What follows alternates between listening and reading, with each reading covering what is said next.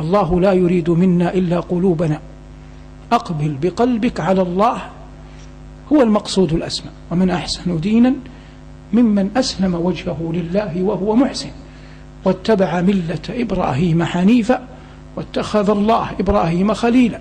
قل إن صلاتي ونسكي ومحياي ومماتي لله رب العالمين لا شريك له وبذلك أمرت وأنا أول المسلمين.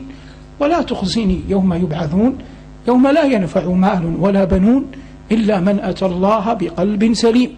فالمراد في التكليف أن تقبل بقلبك على الله، وأن تستصحب في جميع أحوالك أن تخشى أن تموت على غير الإسلام.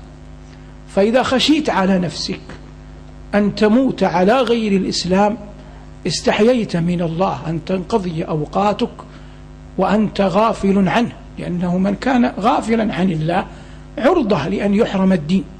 أما من كان ذاكرا لربه مقبلا على خالقه بقلبه كان أهلا للثبات. الله يقول في وصايا الأنبياء العظام والرسل الكرام: ووصى بها إبراهيم بنيه ويعقوب يا بني إن الله اصطفى لكم الدين فلا تموتن إلا وأنتم مسلمون.